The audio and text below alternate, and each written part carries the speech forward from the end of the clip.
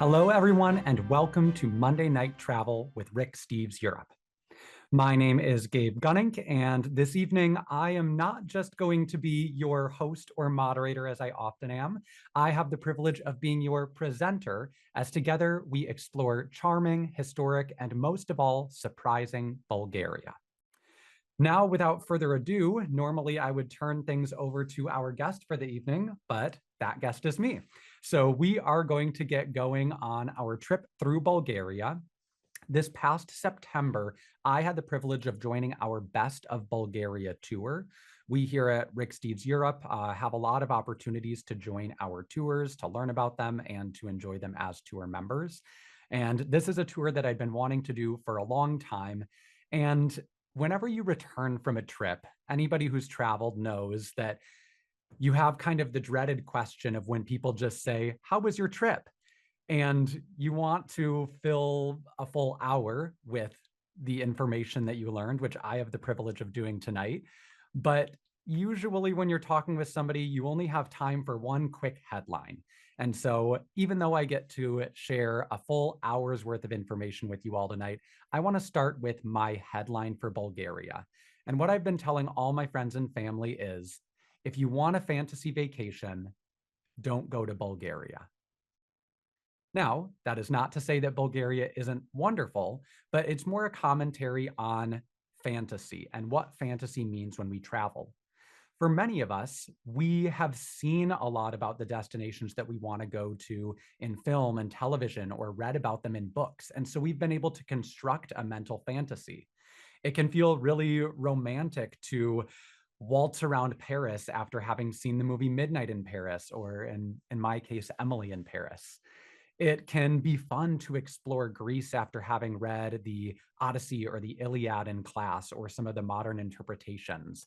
Or you can feel like you're living your under the Tuscan sun fantasy on a trip through Italy. And there's something really fun and rewarding about that feeling that you're in a movie and that you're realizing this long-held dream that you've had.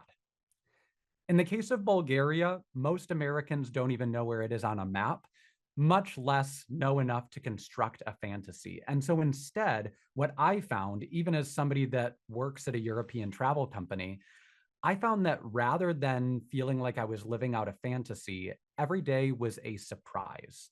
And so Rick, in his description of Bulgaria, says surprising Bulgaria. And that's perfect because that is the same takeaway that I had. So in this next hour, I want to share with you a lot of places that you probably haven't heard of before. And I hope that you find some excellent surprises and that maybe you begin to construct a Bulgarian fantasy that you can fulfill on a future trip. So let's dive in. So the best of Bulgaria. Now, first, I want to briefly explain kind of the scope of my presentation. So this is a trip report. Oftentimes on Monday Night Travel, we do have experts. We have somebody on for Prague that is a local guide in Prague, or we have somebody come talk about Naples that was born and raised there. And there's a lot of benefit to learning from these experts.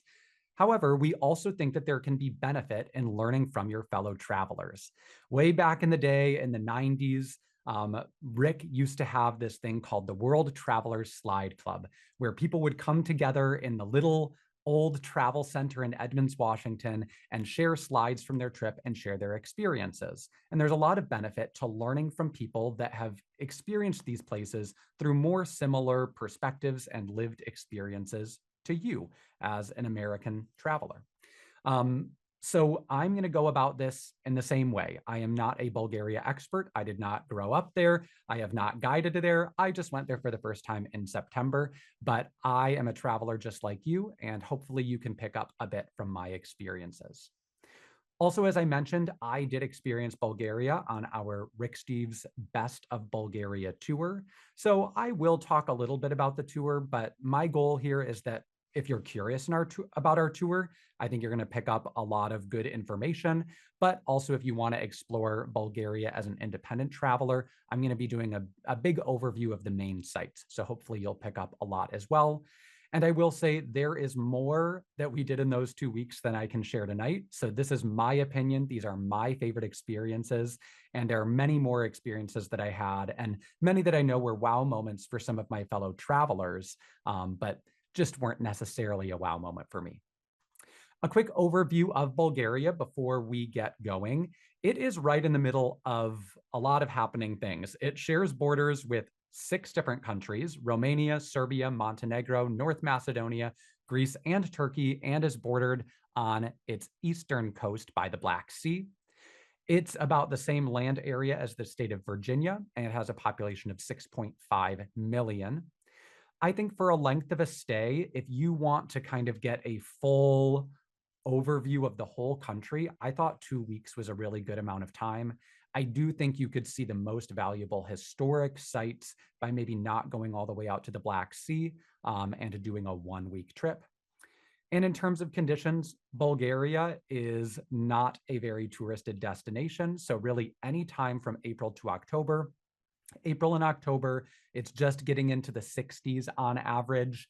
And then in the summer, most places, of course, there's going to be variation, but it'll be peaking in the 80s. And so that'll be a good time of year to go.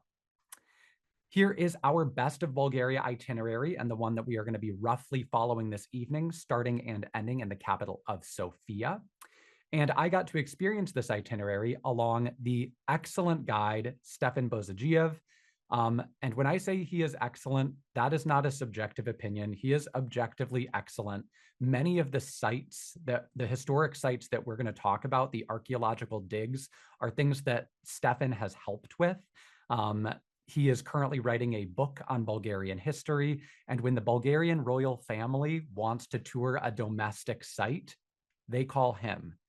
Most of all, though, he is an endlessly kind and enthusiastic person. So much of the information in here is thanks to Stefan.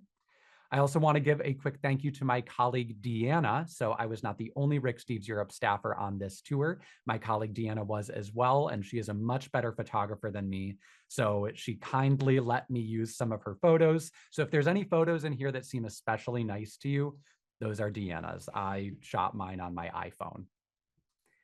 All right, we are going to get started in Sofia, where the tour started. It is the largest city and the first city of Bulgaria with a population of 1.2 million.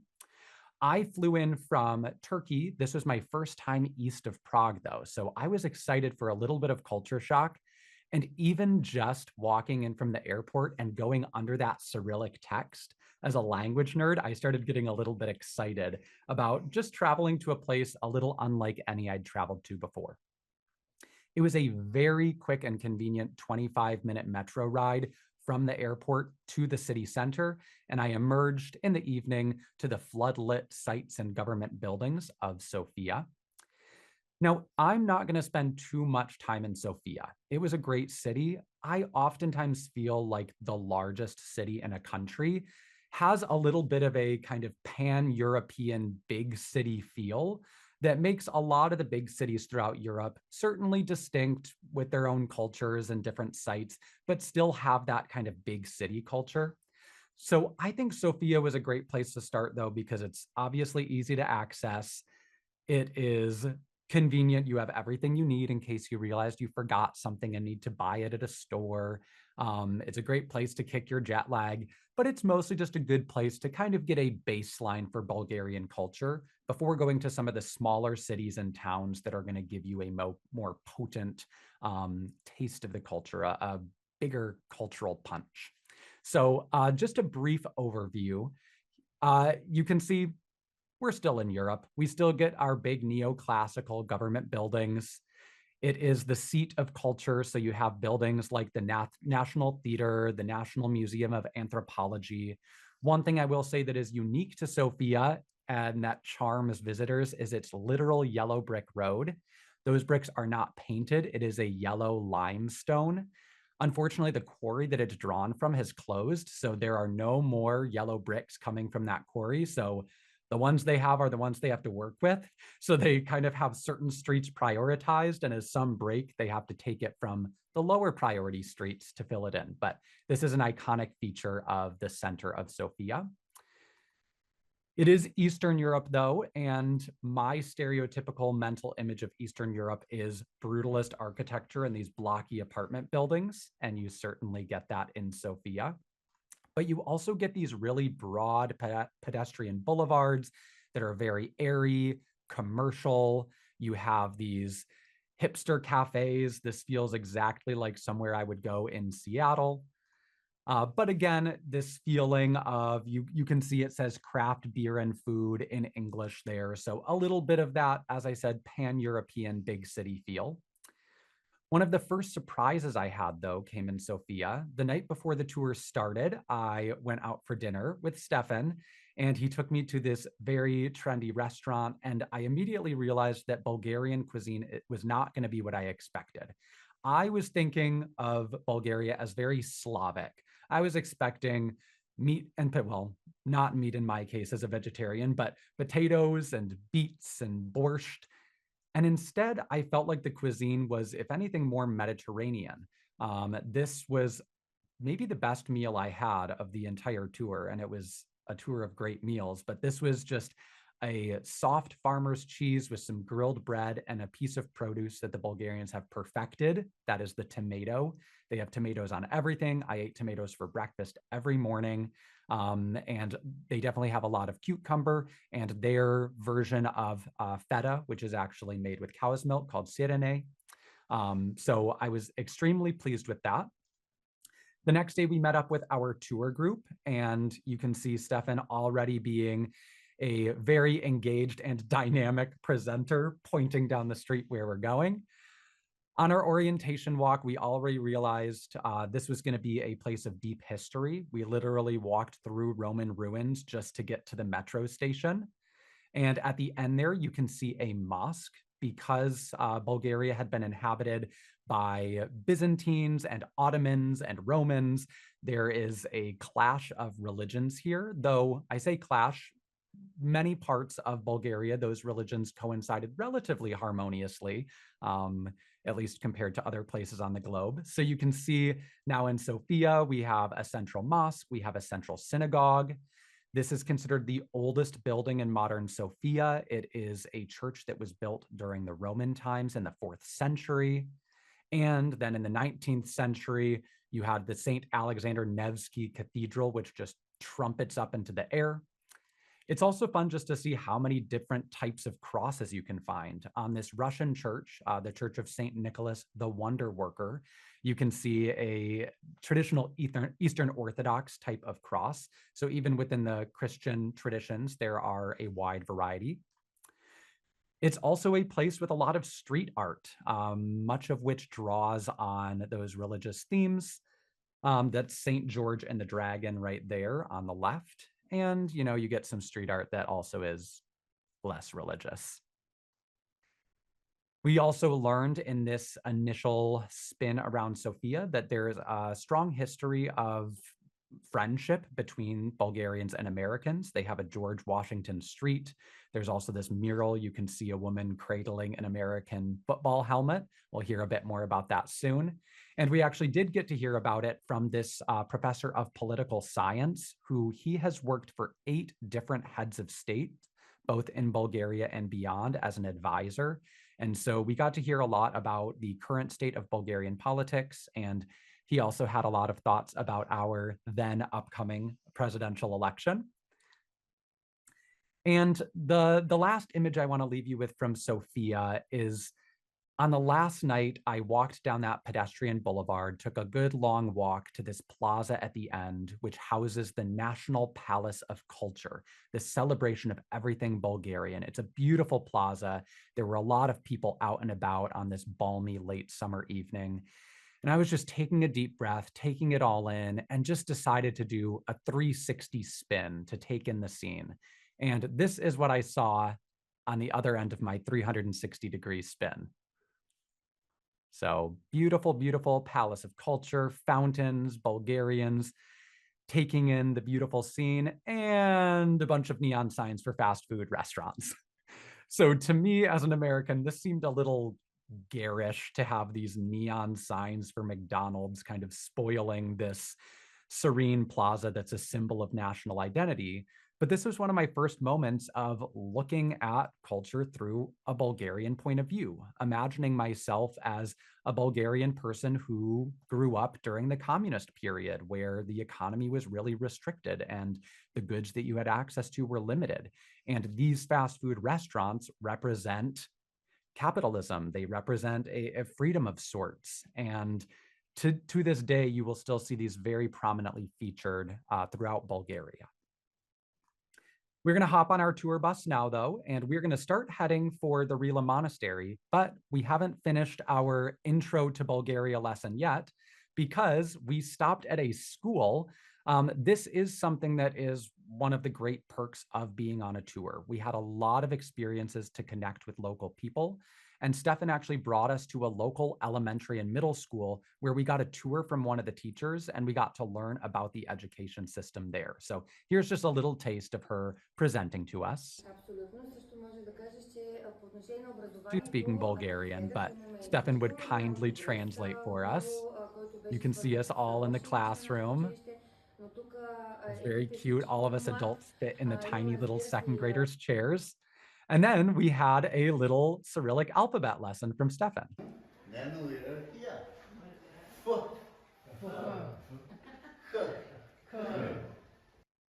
We also learned the numbers, and Stefan would only give us our room numbers at the hotels in Bulgarian for the rest of the trip. So it was a nice way to start to get accustomed to the local language.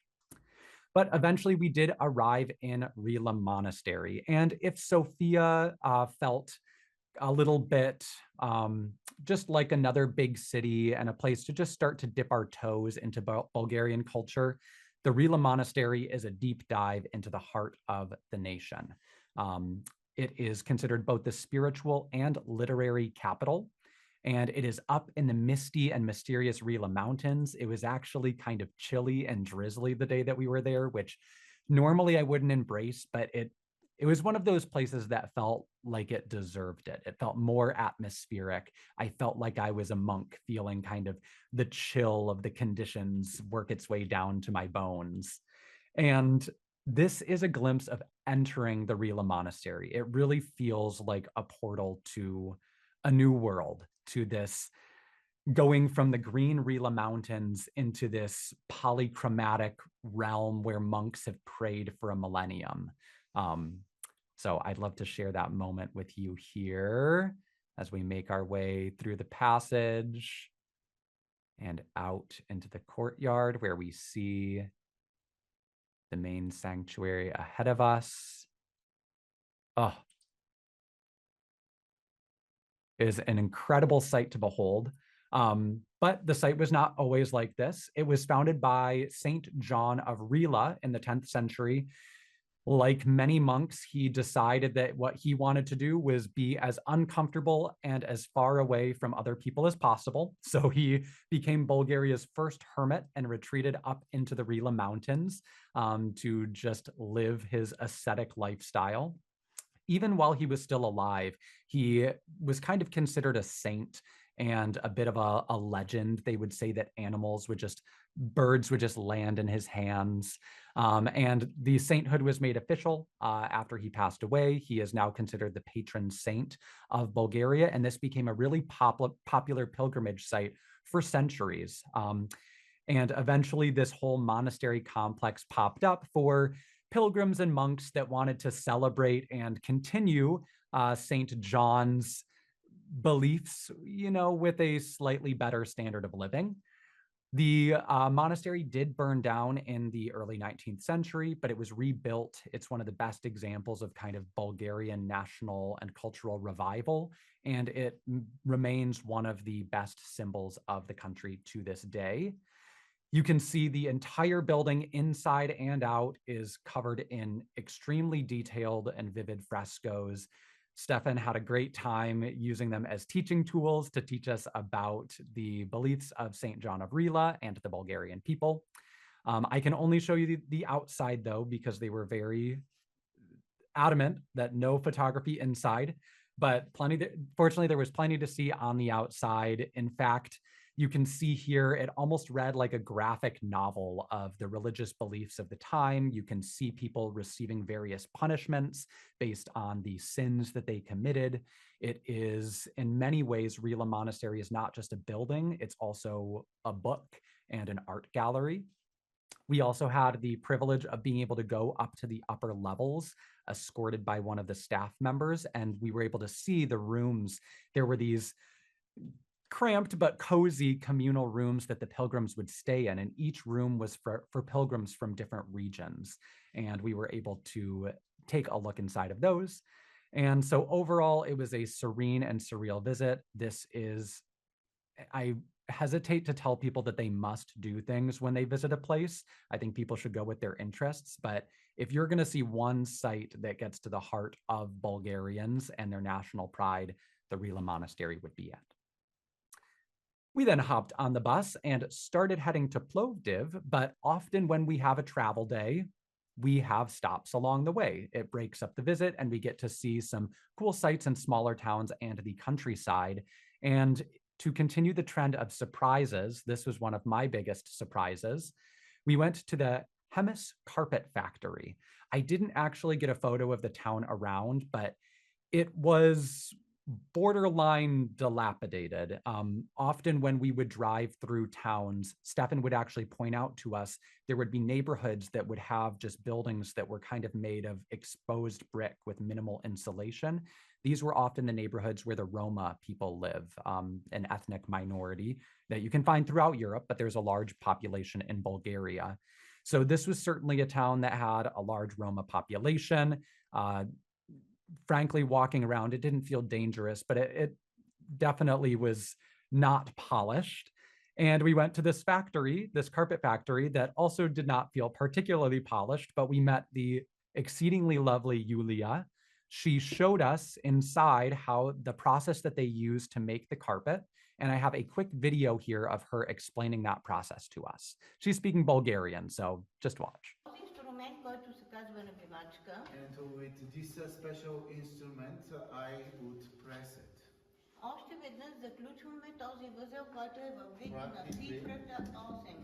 Those little knots that have already been made, you have this new string to seal all of them and to have the whole. So it was fascinating to see how something as commonplace as a rug or a carpet was made. It's something I don't think about in my daily life as I routinely walk across them. This factory also boasts the largest loom in all of Europe. So this is it right here. That entire wooden structure is one loom that they use to just make these incredibly enormous rugs.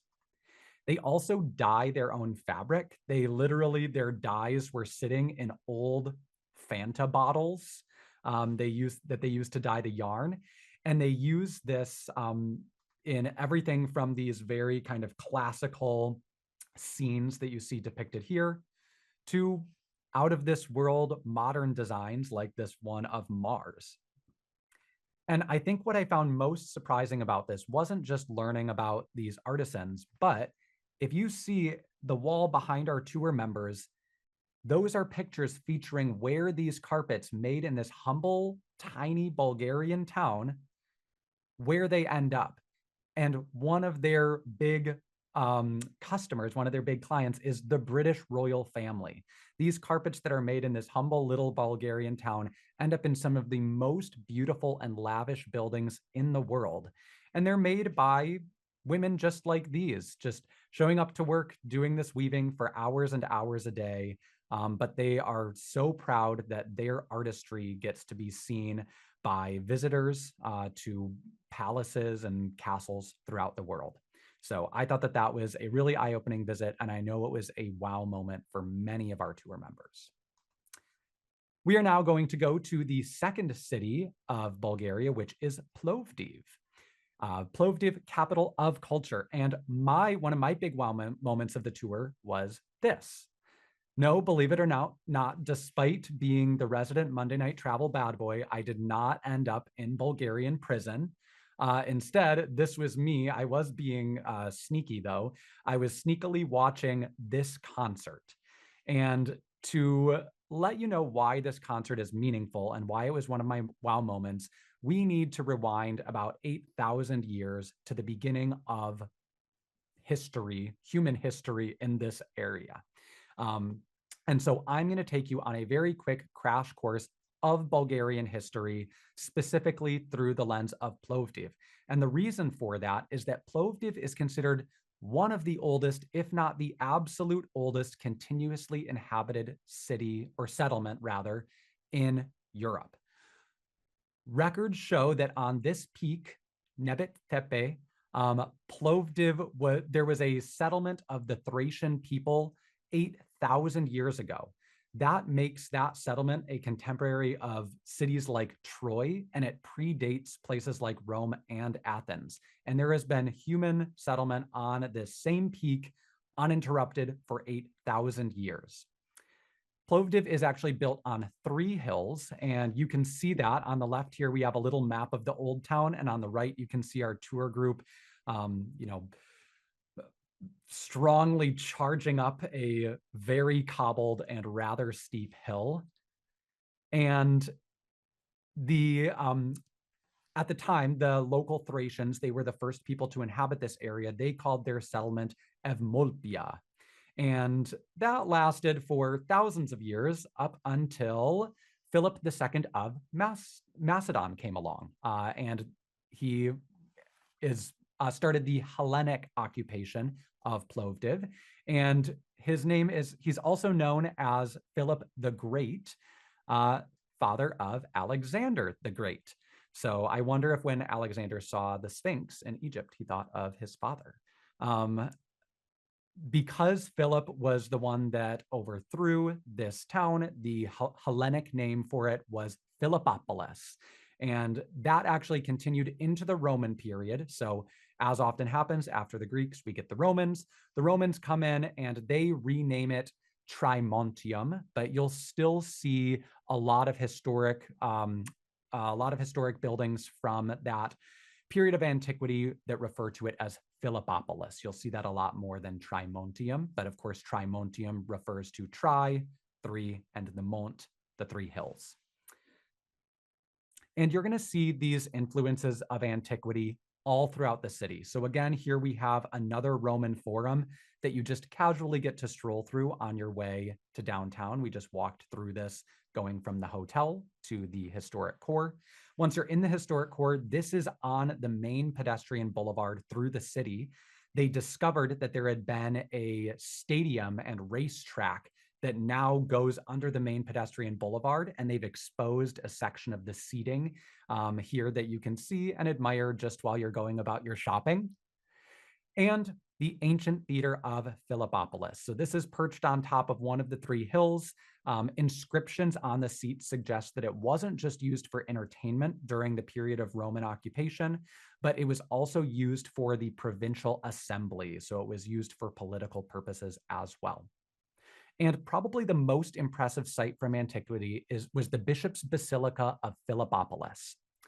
And the reason for that is, while on the outside, I think it looks kind of like a futuristic cult building, on the inside, this very modern exterior is protecting the restoration of these incredible mosaic floors. So the Bishop's Basilica of Philippopolis was an early Christian temple from the 4th century, prompting some to think that it was one of the first Christian churches in Europe erected after the legalization of Christianity in the Roman Empire in 313.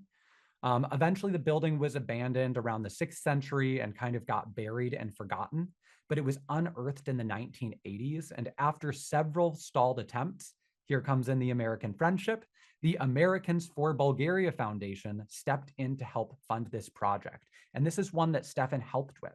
So this was actually an optional activity. Sometimes on the tour, we have our free time, but the guide will say, for anyone interested, I'll go see this with you. So some of us tagged along with Stefan, and it was well worth it. These mosaics, if you imagine them in their original state, there are stones there that are every color of the rainbow. I think the one kind of on the left there was the inspiration for the rainbow loading wheel on a Mac. But these incredibly intricate patterns. We see here a partial inscription that suggests that the mosaic floor was funded primarily by a clergyman whose name has been lost, at least for the time being. But the really incredible thing here is that there wasn't just one level of mosaic. There were actually two levels. There had been a second layer that had been put over the initial layer. And so there's a second floor of this basilica where they're restoring one layer on the first floor and another layer on the second floor. And the other layer is even more exceptional. It features an entire mosaic aviary of birds, all symbolizing different things. The most famous one, though, this is a very poor photo due to the sun, but you can see in the middle that there's a beautiful peacock that is representing eternal life and the immortality of the soul in very vivid colors. So altogether, there's mosaic covering the same area as about 7.5 tennis courts, and this is an extremely impressive feat of antiquity, art, and engineering. Fast forwarding, we have some buildings in the Old Town that are part of the Bulgarian National Revival from the 19th century. This is another really iconic feature of the city. And you can see these types of buildings all throughout the Old Town. This is the Le Martin House, which actually was not named for the wealthy merchant owner, Giorgi Mavridi, but instead it was named for a French poet, Alphonse de Lamartine, who stayed here just for 3 nights on a trip back from the Middle East, but wrote very kindly in his journals about the hospitality that he received here. And so it's now known for that poet. But you can see these same features all across the Old Town, kind of these typically a main floor made from stone, and then you have these tiered wooden floors that stick out further and further. And Stefan said that the reason for this is that the property tax was based on just the footprint of the house. And so to maximize the living space and minimize the property tax, they would have the upper floors become larger and larger. Unfortunately, if you're 6'3" like me, you need to watch your head with these overhangs. So a big thank you to my fellow tour member, Keith, for looking out for me. And many of these buildings, you can also go inside. They're also sometimes called the symmetrical houses because, such as the Hindleyan house, you can see that they are quite symmetrical. And this one we were able to go in and tour. You do need to slip on some foot covers, but then you can stroll right over those beautiful carpets that I now have a greater appreciation for after visiting the carpet factory. You can take a look at their lavish parlors of the merchant class of the time. This one even had a mini Turkish bath installed in it. So I need to make a note for the architect of my future home that I need a Turkish bath. And we actually got to see some of the restoration in action. This particular house had a lot of painted scenes of different places around the world, and we got to see a worker actively restoring it. I think my favorite house from the outside, though, is this one that's now used as the Regional Ethnographic Museum. I just love the undulating roof and kind of the gold flourishes. It's not as pretty inside. It's more dedicated to local life. But if you need more cowbell, this is the museum to go to. I want to point out one more museum, though, and that is the museum dedicated to artist Zlatiu Boyadziev. He's a fascinating artist because he had actually 2 distinct periods during the 20th century. His first period with his right hand, and after a stroke in his late 40s, a second period with his left hand. So you can see his earlier works were often more photorealistic, not entirely photorealistic, but much more detailed. And then after he lost power of his dominant hand, he was not going to let that stop him, but his work became a little bit more creative, a little bit more abstract or surrealist. He has these paintings. He paints a lot of scenes of just the Bulgarian people. And regardless of which hand he was painting, he certainly has a way of taking a look at local life and putting an interesting spin on it. So this was one of my favorite museums. I love a museum that has a very clear focus and that I can see the entire collection in under 2 hours. And this certainly fits that bill. He even has some great works showcasing the tiered houses that I was just talking about. Beyond the old town, you can also go into the thriving new town. The Kapana neighborhood is just at the base of that old town hill. Kapana actually means trap. Historically, this was a place where there were a lot of artisans and merchants, and the joke was that amongst the men of the town is that they couldn't take their wife on a stroll through here without her getting trapped at some window and having to buy jewelry or a leather good. There aren't artisans here anymore, but there are whimsical, trendy restaurants, these signs that make capitalism seem cool, and the quirky things that you expect from the hipster neighborhood in a town. Then just beyond that, you have the really broad pedestrian boulevard where you can do all of your shopping and is kind of the modern core of the town. And in fact, because of all these layers of history, Plovdiv was named not just the Bulgarian capital of culture, but the capital of culture for all of Europe in 2019. Now, with that little history lesson of Bulgaria, I want to get back to my concert. The concert was for a woman named Lili Ivanova. Lili was born near the Bulgarian border in 1939, and in 1963, she recorded her first album. And she was described to me by Stefan as the Bulgarian Tina Turner. So this is people all pouring in for her concert, entering the old stadium just like the Roman citizens would. And I tried to get tickets, but I couldn't. So I ended up along the fence, but I was not the only one. There was an overflow nosebleeds crowd.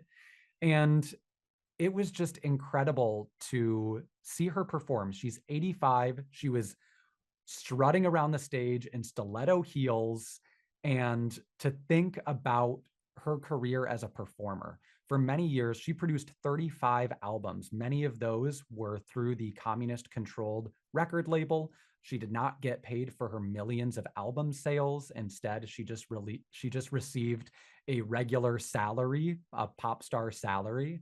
And now she is touring not just Europe, but she has toured the world and gotten to bring her message to Bulgarian communities around the world. So as I sat and watched her concert, it was amazing to think this is the hill that the Thracians founded the town on 8,000 years ago. This is a theater that was constructed by the Romans. This was a testament to Bulgarian culture, which came up through that national revival period and is part of the modern culture today. And it was just this coalescing of all the layers of history. So as a last moment in Plovdiv, I want to share this brief moment of the concert with you.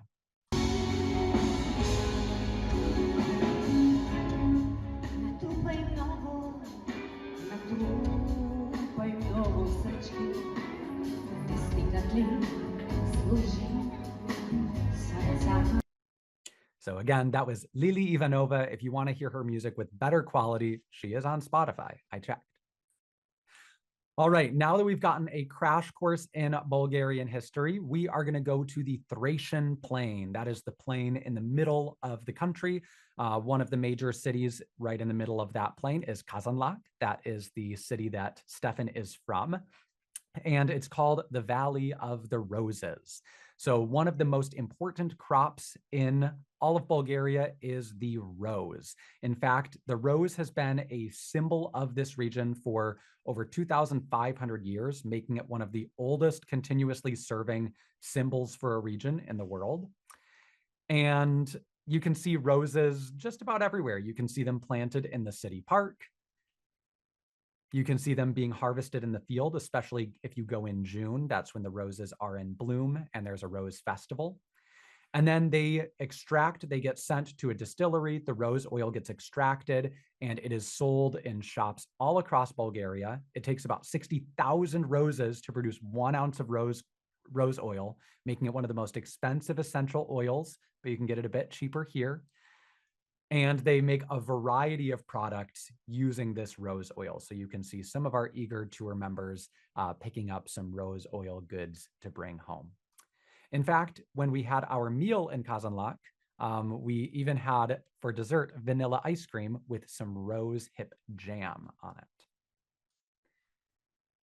So in addition to fragrant roses, this valley is also known for two really important historic things. The first is Thracian tombs. So again, the Thracians were the first people recorded with recorded history in this region, and we can see a couple of their burial tombs here. This one is a UNESCO World Heritage Site. It's just called the Thracian Tomb of Kazanlak.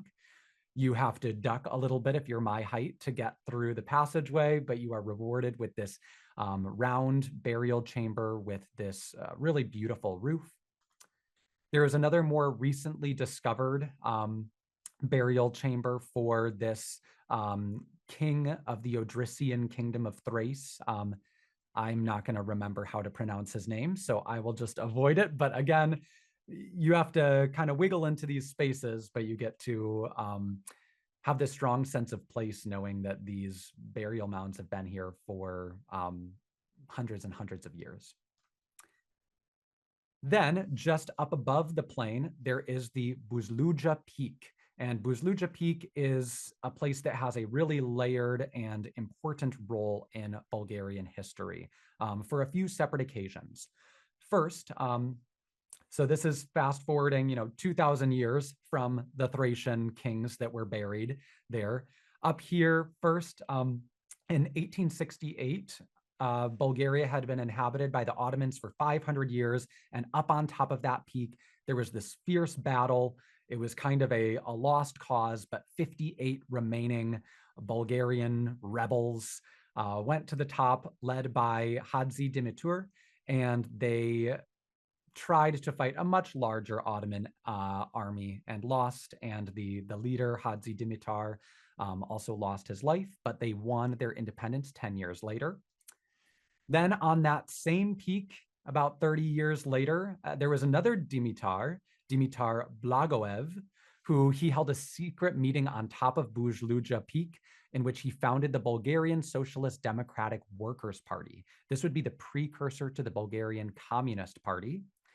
And then in 1944, while Bulgaria sided with Nazi Germany in World War II, many Bulgarians, including Blagoev's Social Democratic Workers' Party, were against siding with the Nazis. And there was actually a training camp of the fascist forces up on this hill. And some of those kind of dissidents and protesters actually kind of ambushed and attacked those fascist forces. And so there's also this anti-fascist link to this site.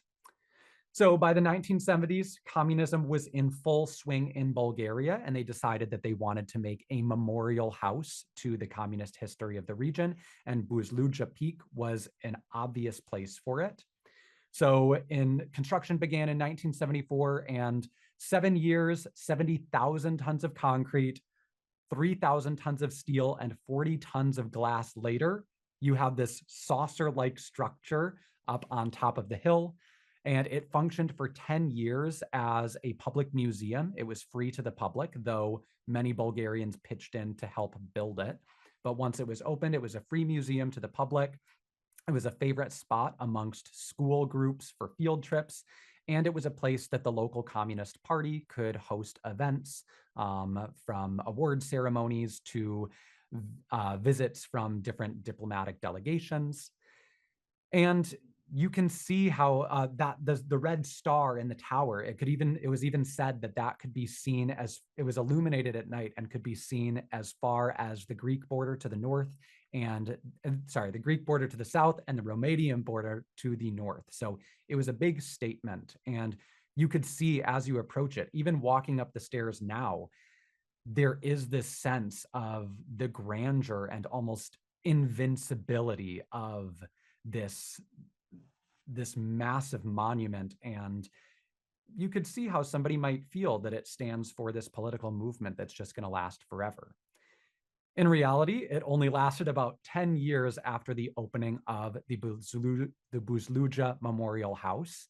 And about 10 years later, the Cold War ended, communism fell, in came a conservative capitalist government that began destroying some of the communist monuments. And in this case, they just removed the security guard that was protecting it and let it open to looters who took all of the copper from the ceiling to sell and pilfered anything that was valuable. You can now see kind of the exposed ceiling, and gradually over the past 30 years, it's just been exposed to the elements and gradually fallen into disrepair. You could enter it for a while, but now they've deemed it too hazardous, so it's locked up.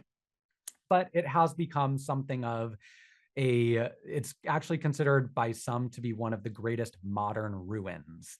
And it's kind of become an art piece. You get a lot of graffiti artists that come up here to spray paint their irreverent and political messages. And on the very front, at the entrance on either side, there is the text of a famous socialist anthem that is just gradually falling to the ground, one blocky Cyrillic glyph at a time. And so it really is an evocative site, to borrow one of Rick's favorite words. And our group was very grateful to Stefan for taking a little time. This actually isn't always on the tour, but we had a little extra time, and Stefan agreed to bring us. All right, moving right along, we've had a lot of history. We are going to get to the coast for some sea and sun. We're going to stop over Burgas. That was just a very brief one-night stop, and with pretty big travel days on either side. But after Burgas, we went to the island of Nesebar, which it does have sea and sun, but on a Rick Steves tour, you never get too far from history. In fact, the island of Nesebar, it's now more of a peninsula because it's connected to the mainland by a man-made road. But the entire little island is considered a UNESCO World Heritage Site. This is a place that was occupied, basically the Bulgars and the Byzantines played tug of war with it. It had Roman occupation, it had Ottoman occupation. So it had a little bit of everything. We toured the ruins. We got to see some fragments of whimsical pottery from past cultures. And we toured several medieval churches that, again, were just wallpapered with frescoes. Given that we've talked about a lot of the history just recently, I'm just going to kind of gloss over Nesebar a little bit just to say it is fascinating in its history. It was actually one of the first places that coins were minted as money. So some people say it's one of the birthplaces of money. I will say that this was the only place on the entire tour that felt quite touristy to me. The Black Sea coast is a really popular beach destination, not just for Bulgarians, but other people in Central and Eastern Europe. And one of the biggest resorts, Sunny Beach, is just a few miles from the island of Nesebar.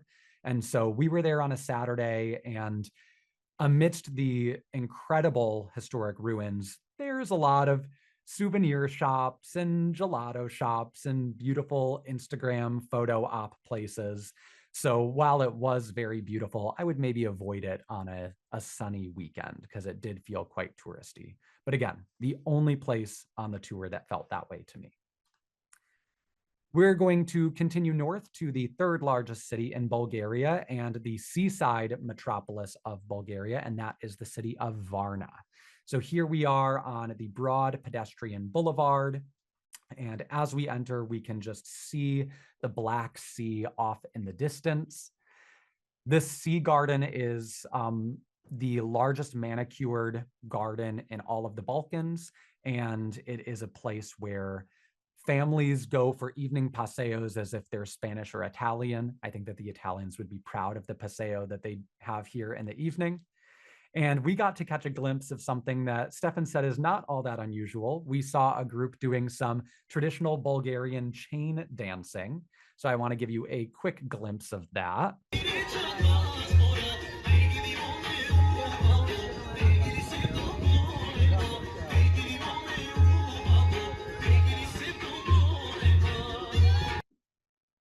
So a lively bit of culture that it really was surprising to me how little international music I heard when I was there. A lot of the music that I heard played, I even went out to a couple bars on some of my free time, and I wasn't hearing American music played. I was hearing kind of Bulgarian pop and folk music.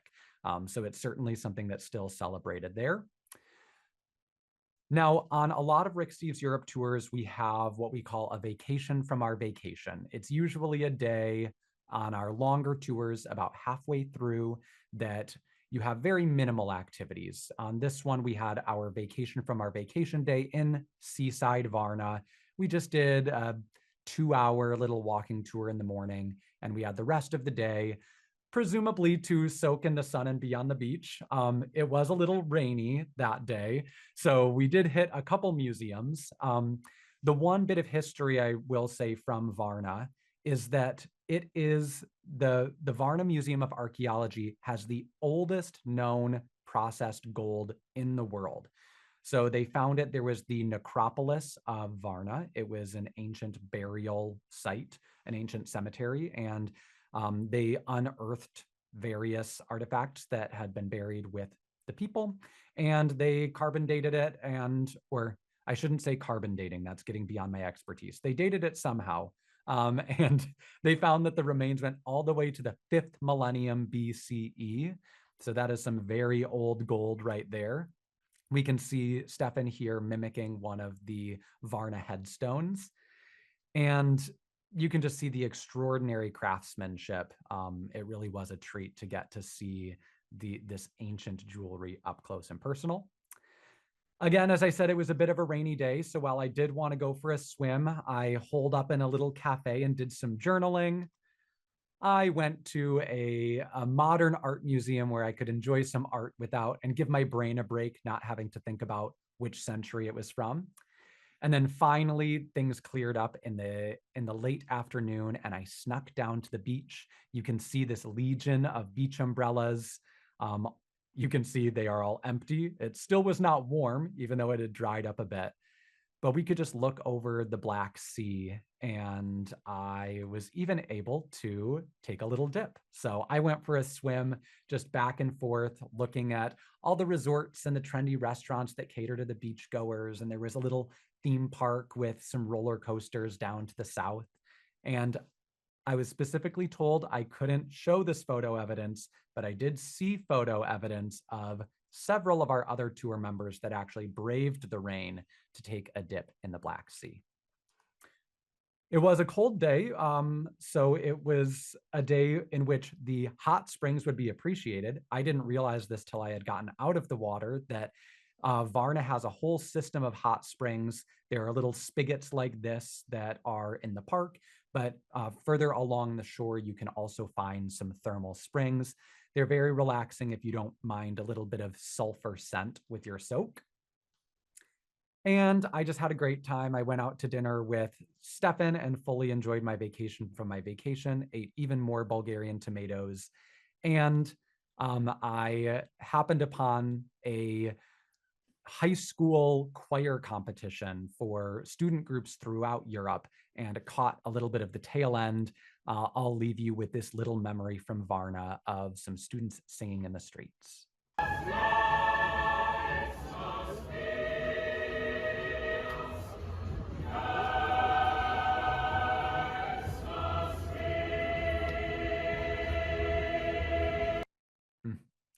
So while there is plenty of history and culture in Varna, I thought it was a great place halfway through the tour to simply relax a little bit, give myself permission to skip a museum or two, and just take in the vibrant local culture there. All right, we are now headed back west to Sofia, and on our way to Veliko Tarnovo, we are going to make a quick stop at our final UNESCO World Heritage Site of the tour, and that is the Madara Rider. So we just kind of pull off on the side of a main road. There's a little parking lot, and we charge up these stone steps deep into the Bulgarian woods. You can see, I think that there was it looked like they were like training for the army on these steps. But our group, we trekked up that long staircase and soon found ourselves, just a few minutes ago, we were on the tour bus, and now 10 minutes later, we're in the middle of the woods against this enormous rock face. And we go a little bit further over and we see this green structure, and the green structure leads up the wall to this platform. And we get to see the Madara Rider. So the Madara Rider is um, an inscription from around the year 800.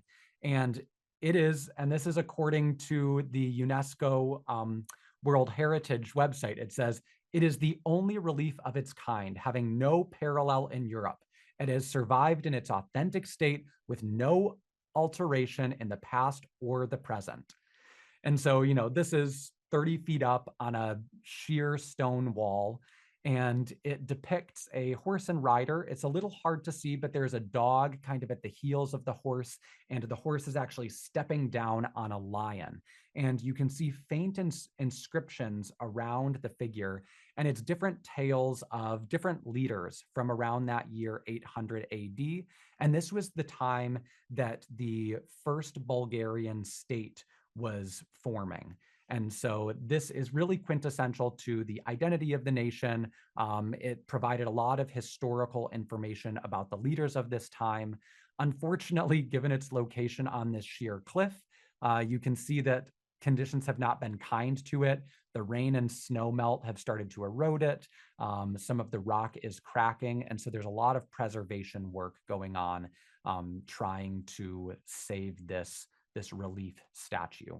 And it really was, it's a small thing. I've certainly seen better reliefs in museums. I've certainly seen older works of art. I've seen cave paintings, but there was something about seeing this inscription in the place it was created, in situ, I think they say for works of art like this, being unchanged since those medieval times and in the middle of the woods, that really was more powerful and enchanting than I had expected. So another surprise that Bulgaria had in store.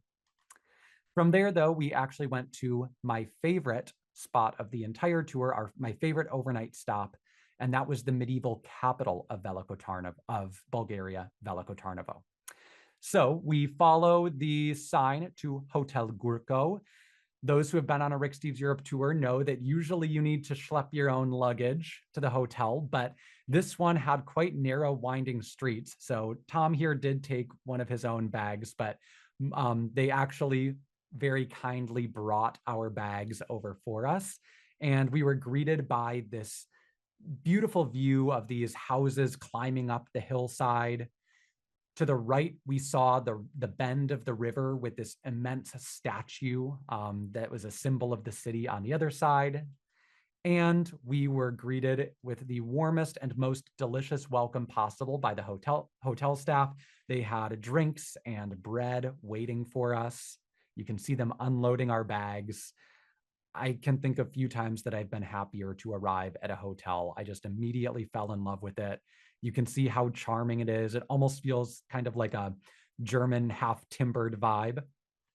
And this is the view from my balcony across the river. This statue is of the three Asen brothers, they were three brothers who led a 12th century revolution against the Byzantines that established the Second Bulgarian Empire. So we had the first, then we had the Byzantines, then they reclaimed it and created the Second Byzantine Empire, or the Second Bulgarian Empire, and they made Veliko Tarnovo the capital of that Second Bulgarian Empire. And to this day, even the modern city just exudes this historic and a little gritty medieval flair to it. So I decided to go for a little walk across the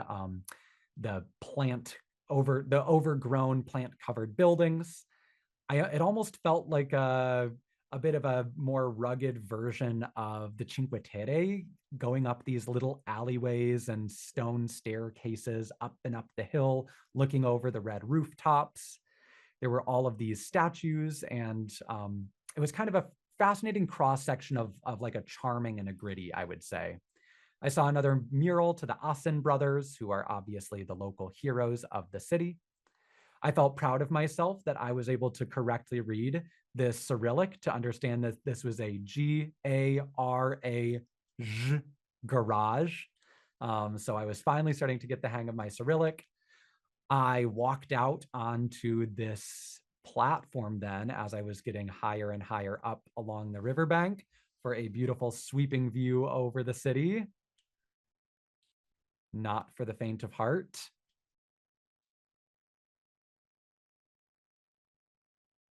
And I just kept walking up and up and up until I got to some of the more rugged neighborhoods of the city, but finished with this incredible view. And I mean, you have to appreciate a city that's so steep that the only direction for the dentist's office is just down.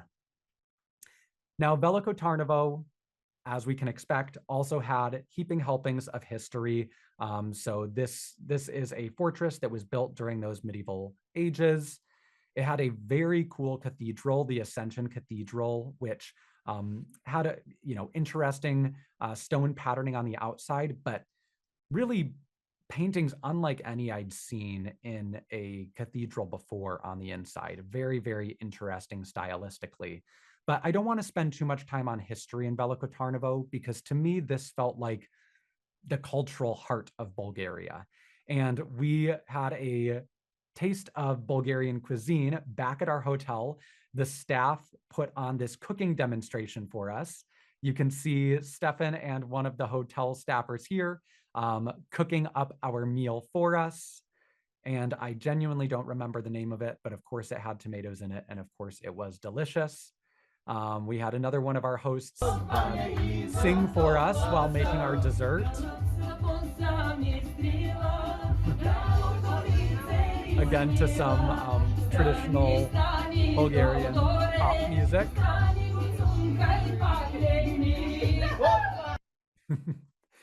And then Stefan had to join in the fun, and they did a little duet for us.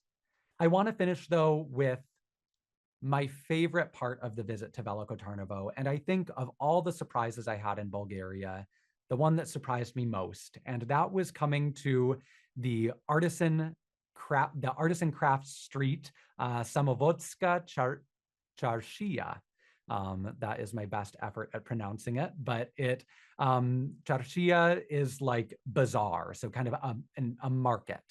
And along this street, there are just shop after shop of traditional handicrafts. And on our walking tour of the city, Stefan really took us through almost shop by shop.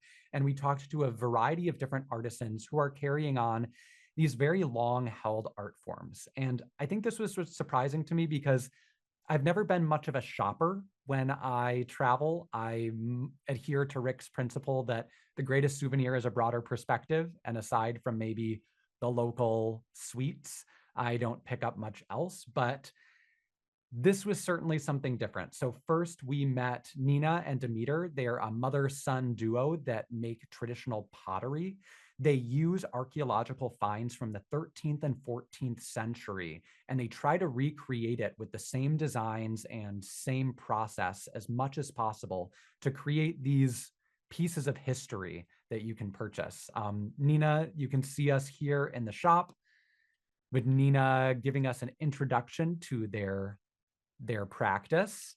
Nina starts things off on the pottery wheel, and then Demeter goes through and will kind of etch in the designs. They actually put on this white layer and then scrape away to create the designs. You can see him working away there. And then it's baked twice, it's fired twice rather, once to just kind of bake the clay and then another time for the colorful glaze. Literally next door, we go to the silversmith, Todor, and he is right now demonstrating a traditional way that he uses kind of a tea kettle that's producing an open flame to heat up the silver so that he can work it into fine filigree that I watched his whole demonstration and I still genuinely don't understand how he does things like this. We went over to Rumi's wood workshop where she whittles away cutting boards and spoons and kind of some more decorative pieces. And then we went to Rashko's art studio. Rashko paints traditional icons. So you can see him there holding one. He told us this whole process and how he does extensive research to make sure that the saints and religious figures that he's painting all have the correct symbolism accompanying them. And you can see that he puts in that gold leaf to give it that traditional and authentic flair. And this whole street, not every single one of the shops is handmade crafts. There are some more souvenir-like shops, but you can see this sign that's showing which ones are made by hand. And actually, it's small text, but at the end, at the bottom there, it says, "This place is an authentic handicraft workshop where unique pieces of art and craft are born under the skillful hands of the masters." So I think probably the translation adds a little bit of gravitas to that, but I really enjoy it. And it was certainly a favorite amongst our group. And while I typically am not a shopper and go home with very little, I shopped quite a bit. So this is actually everything that I brought home with me. And if I can brag for a moment, I just want to say that I packed so light and right on the way that I was able to fit all of that in my carry-on the way back. So I was very proud of myself. And you can see one work there that is especially special to me. That is the icon of the angel Gabriel, my namesake. And this was purchased for me from Rashko, the painter, by Stefan as a gift. So Stefan, I know that you will watch this eventually, and I want to say a big thank you for that. I also brought in a few of my items for a little show and tell. So right here, you can see this is where we have my icon that now hangs in my entryway of the angel Gabriel. And right here, we have my little cup and saucer. And on the very bottom, we can see this one was made by Demeter. And this one is also made by Demeter. I have some from Nina as well, though. So these are certainly things that I treasure and I use in my daily life. And it might sound silly to say that one of my biggest perspective broadening moments was around shopping, but it truly made me think more deeply about the things I purchase and wanting to purchase things that represent a history and that represent a personal connection. And actually, if I had to pick one wow moment from my entire time in Bulgaria, it would be at the end of the day in Veliko Tarnovo. I went back to the merchant street, and Stefan was sitting and doing his tradition of having a whiskey with Rashko, the icon painter. And Stefan waved me in, and just for about an hour, I just sat with Rashko and his wife Galia and Stefan. Stefan was extremely patient. He translated the entire time so that I could have a conversation with them about the state of art and traditional crafts in Bulgaria, about their daughters. And Rumi, the wood carver, is literally across the street, and she would run across the street and have a quick little sip with us, and then she would see that there was somebody in her shop and she would dart back. And to know that here, as I live my life in the US, there are people across the globe that have this beautiful artist community rooted in history and national pride is a beautiful thing to know. All right, we have one more stop on our tour of Bulgaria, and then we are going to get to the Q&A. So if you have any questions for me, feel free to put them in the chat widget and Ben will collect them. As I mentioned, I am not an expert. So if you want to know detailed historical questions, I might not know the answers to those, but I am happy to answer the best I can, and certainly happy to talk about my experiences as a traveler like you. So let's get back to my presentation here. All right, there we go. So we are making our final journey back to Sofia, but before we do, we have one last stop, and it is a very important one in the tiny, not even village, the tiny town of Asenovo, which has a population of about 200 people. We were greeted there by the mayor of the town. You can see her there talking with Stefan. Her husband, who is standing on the other side of Stefan, was mayor before her. It is kind of a role that has just been passed around the family. And they led us into their little town hall, where we went into the library, and we were treated to a little display of the traditional dress. You can see that I was selected as one of the models. They said, we need somebody tall. So I got to, live my Aladdin fantasy by wearing a tiny little vest.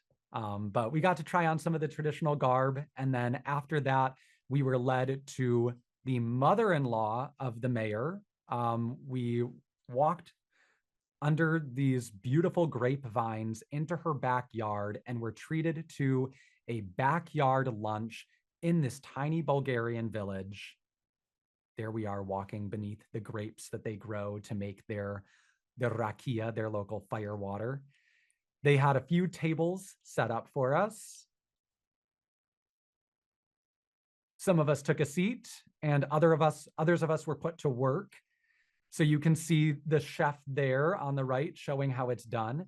She was actually a contestant on the Bulgarian version of MasterChef, and she kind of bragged that she got eliminated early because the judges wanted her to have fancier plating and more complex flavors, and she just said she loved to do big heaping portions of the traditional fare, and that is what she proudly served to us. Here we see the daughter-in-law of the mayor, also in some traditional dress. She was very kind and went around and talked to us about her culture. There we see the mayor and her mother-in-law proudly presenting their breads. And this is the feast that we were treated to, good, hearty local cuisine. And for dessert, we had a special Easter bread, even though it wasn't Easter. They said that this Easter bread was specific to the village of Asenovo. It had bits of Turkish delight baked into it. I'm somebody who loves a dessert inception situation with desserts inside of desserts. So that was right up my alley. And of course, it was also served with the muffins that our fellow tour members whipped up and some of the grapes from the garden. So this was kind of one final surprise for the time in Bulgaria, a great way to cap off our trip and a great way to continue to connect with the local people and remind us of the local connections we made along the way. So with that, we head back to where we began, classic hero's journey, coming back to where we started but changed. We were dropped off by our great bus driver, Lichel, who I haven't given a shout out up to this point, but thank you, Lichel, for keeping us safe throughout. So we were dropped off on the yellow brick roads of Sofia. We had one final dinner. Our final dinners are usually a little bit fancy, overlooking the city, and we said goodbye to our fellow tour members. I then had one last night by myself, and I, of course, had to go and get my favorite meal one more time, enjoy those Bulgarian tomatoes one more time. But it was a fantastic tour, and a big thank you to everybody in my tour group, and especially Stefan for making it an unforgettable experience. So that is the best of Bulgaria. That is my rundown. I'll bring Ben on in just a second, but we always have a word from our sponsor. And if you haven't already guessed, the word from our sponsor this week is our Best of Bulgaria tour. I definitely think doing Bulgaria as a solo traveler is very possible. I think because it is a bit culturally different from Western Europe. You have the Cyrillic alphabet, public transportation. There's not the same great network of trains. So I would say if you're kind of on the fence of if you want to do a tour or travel solo, Bulgaria is a nice place to have a tour, especially when you're with an expert guide like Stefan. But it's a fantastic tour, and it's one that I think, again, enough people just don't even consider because they don't have that fantasy. So hopefully you have a little idea of what your Bulgarian fantasy might be. And Ben, if you want to join me on screen, I would love to hear some questions. Oh, and actually, first, I forgot to mention, I was gifted and definitely didn't take back in my carry-on or actually didn't have transported back for me by somebody else. This is rakia, the local fire water. And I was gifted it in that backyard lunch in Asenovo, and I'm going to have a little sip as I do my Q&A. So cheers, Ben. Cheers, Gabe. Well, Gabe, you reliving that experience was so special, and you did it in a masterful way. Thank you very much. Thank you. We have a nice selection of questions. I'd like to start with a few about the tour. Several of our travelers inquired about the accommodations and the food on the tour. So I'm curious if you could maybe give us a few more comments on how the food was during your trip, how you fared as a vegetarian, and what the accommodations were like during the tour. I will start with the food. It was really incredible. In fact, I was kind of surprised before I went on the tour that one of my colleagues said that the previous year, the Bulgaria tour had been one of the highest rated in terms of food. Again, having gone in with a wrong stereotype that it was going to be kind of heavy, more Slavic fare, I was really surprised at just the preponderance of fresh produce and the great cheeses. Of course, as a vegetarian, there was quite a bit of fish, actually. I, of course, didn't partake in that, but I could have eaten those tomatoes forever. There was much more than tomatoes, but that was the standout for me. They also had, we had several meals where there was kind of a like very herby yogurt-based chilled soup that was extremely good. A lot of great breads. So it was much more kind of bready and just a lot of kind of Mediterranean style salads. But I very much enjoyed it. As for the accommodations, on our Rick Steves tours, we very much prioritize places that are in the city center and are very effective hotels. They meet your needs. They are clean, but certainly not luxury.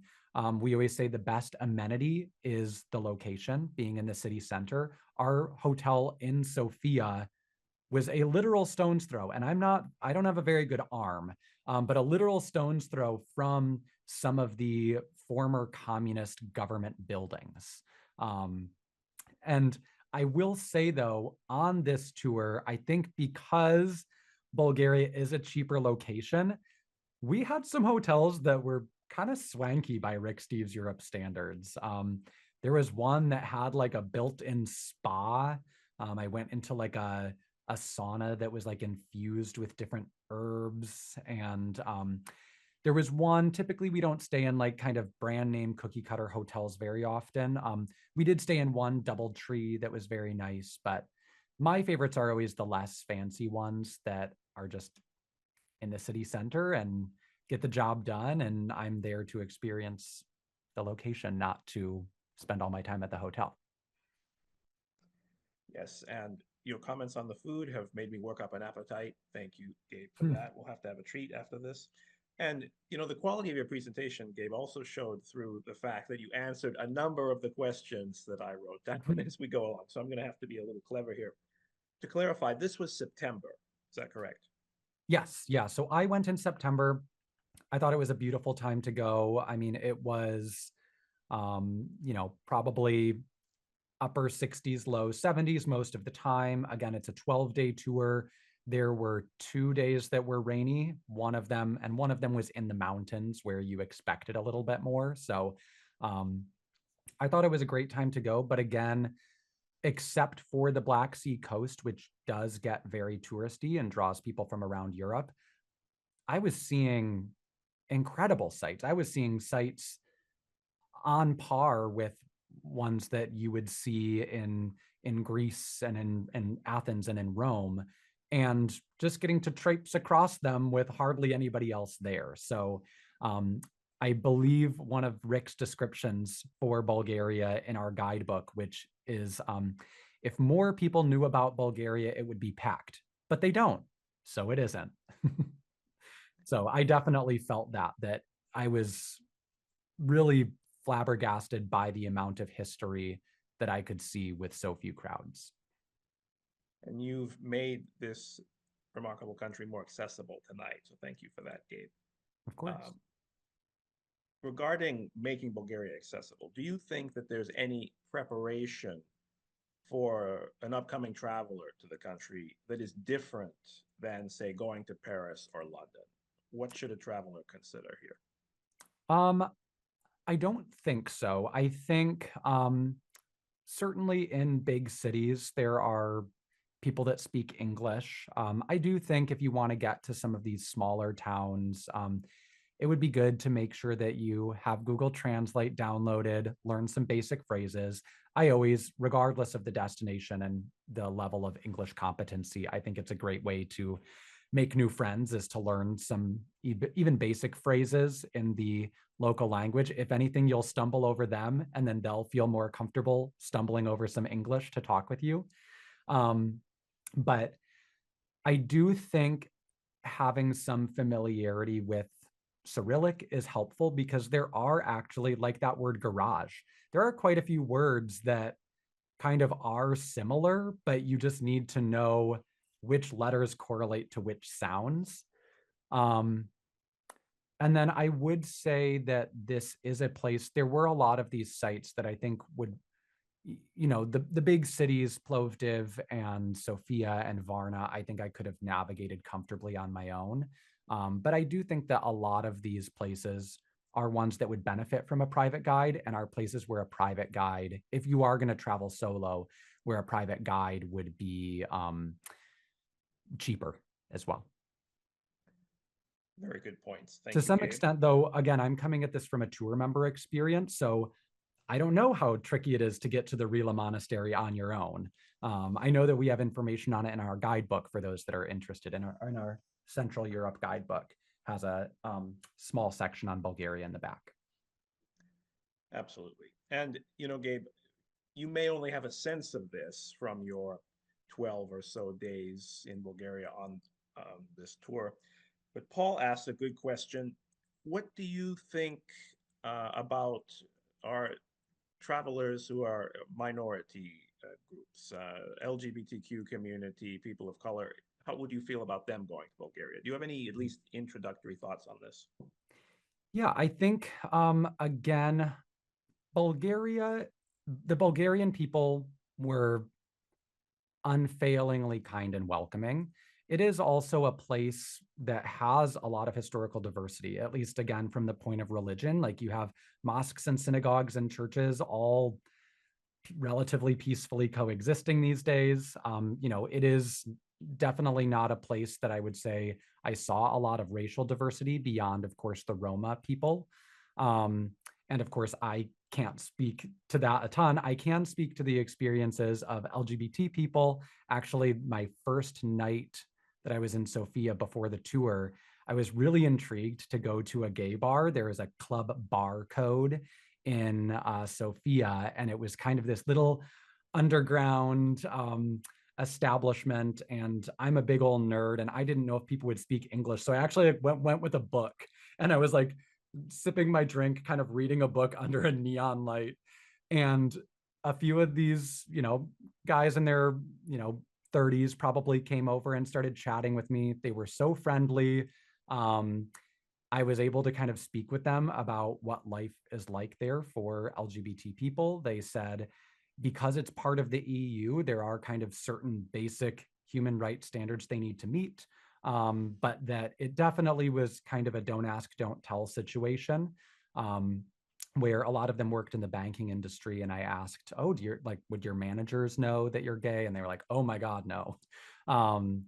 So I think probably they couldn't legally be fired for it, but it is definitely something that people have close to their chests. And for anybody considering, especially queer people considering whether or not to travel somewhere, I always kind of say you have to determine how out you want to be. Some people are more, I can blend in if I need to, other people less so. And so if you want to be walking through the streets holding hands with your partner, yeah, in Sofia, you'd probably be fine, but there might be other places in Bulgaria where I don't think you'd be met with hostility, but it would not be the norm. Thank you, Gabe. I will just ask you one final question, and in a way, it's a summarization of what you've told us, or at least the key points. Because as you know, Gabe, so many people go to Europe and so many people don't even consider Bulgaria. So I'm going to ask you as this final question, why Bulgaria, Gabe? Why should someone like myself go to Bulgaria? I I think number one, I think in life we should try to do things that are both good for us and good for others. So I think it's going to be a great trip for you. You're going to get to experience a different corner of European culture. You are going to have surprising moments, and the Bulgarian people are just so kind. And again, the things you're going to get to see, you're going to have much more to yourself than you would in a lot of places in Western Europe. So I think that's the reason I think you should go, because I think many travelers would enjoy it. And I think it was humbling to me to realize that there are 6.5 million people there. And it was an example of sometimes you know what you don't know. You know, I know that there's a culture in Norway that I haven't seen. I know that there is a culture in Greece that I haven't been to yet and I'm fairly familiar with. But this was really a case of realizing that I didn't know what I didn't know, that there's this vibrant, rich, incredibly old and deeply rooted culture that I knew almost nothing about. And so I think if you want to, as Rick would say, have your ethnocentrism walloped a little bit and broaden your perspective, then I think that this would be a great place to go. Beautifully said. Thank you, Gabe. I'll hand it off to you. All right. Thank you, Ben. And thank you to all of you for joining me. I had a fantastic time reliving this. I hope that you had a fantastic time, whether you end up going to Bulgaria or not. I hope that you learned something new. And next week, it is St. Patrick's Day, and we've done plenty on Ireland, but next week, the Monday Night Travel team is going to be celebrating Celtic corners across Europe. So we're going to do a little bit in Ireland, but then also go to some Celtic hubs like Brittany, northwestern Spain, and even go across the Atlantic to see the impact of Irish culture in the US. So we hope that you will join us then. And in the meantime, happy travels.